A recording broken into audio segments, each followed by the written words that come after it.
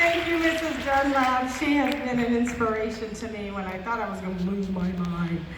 I was going to school to become a teacher, and she was my calming force in my life as I drove 20 and 30 minutes up and back every day. And so I run a community learning center. It's an after-school club, as well as we have family programs during the day. We have some counseling, some painting, some dance, some stomp, some drum line. Woohoo! Say hallelujah! So I'm a backyard missionary. What's that mean if you're a backyard missionary? That means I didn't get on the plane to the continent of Africa. I didn't go to Europe. I didn't go to Indonesia or Myanmar or China.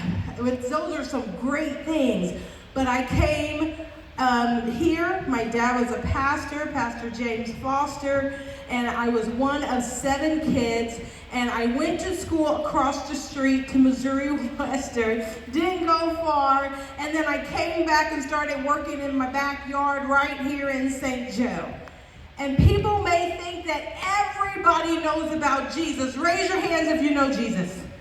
You talk about him every day. You pray, God is great, God is good. Let us thank him for our food in Jesus' name. Amen.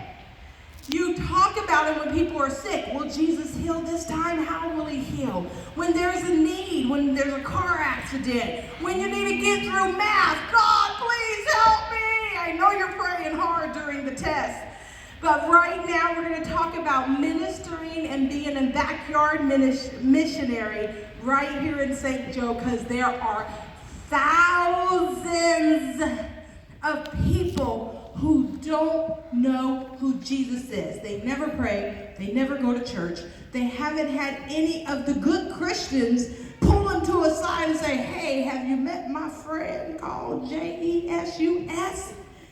And they just don't know about God's love for them and their purpose. And so that's why I'm here, I guess. So I want to say, first of all, thank you all for having me here. Thank you, Mrs. Dunlap, for inviting me. To all of you students and teachers, and to my nephew, Isaac. Hey, Isaac! I'm his favorite Auntie Kimmy, right?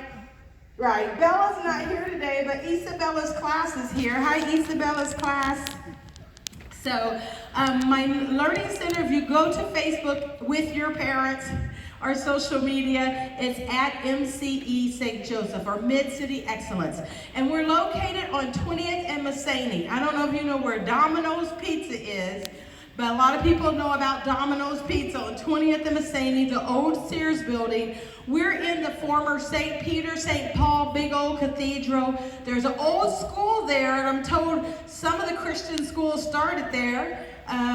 We have the governor's mansion that's there, and a convent where some nuns used to live. And there's something good in the hood. Say something good in the hood.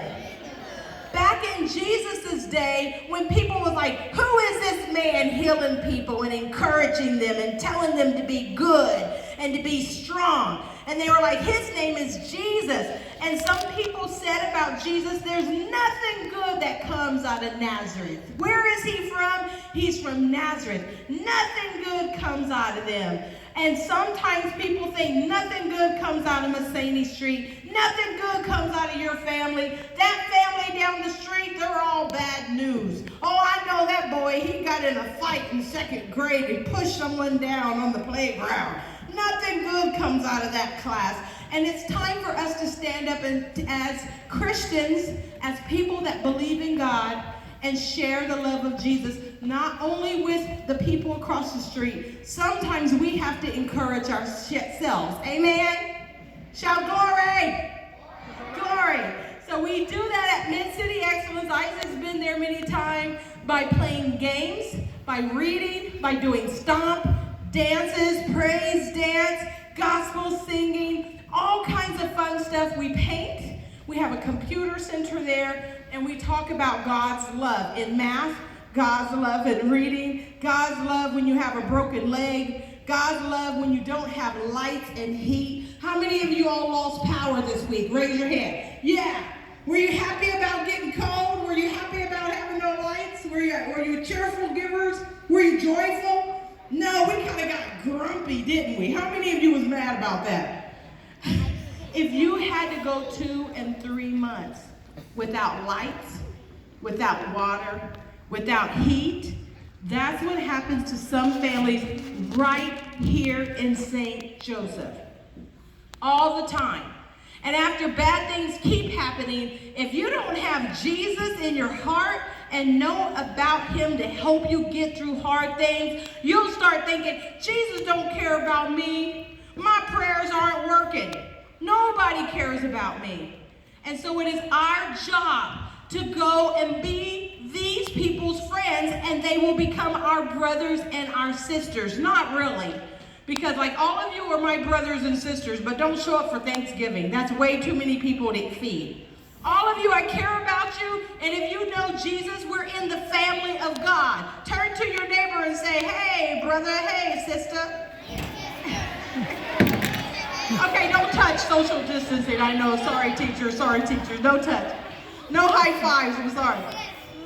But there's people that, little kids your age, that need to know about Jesus. And sometimes we go to Walmart, not Kmart anymore, doggone it closed down.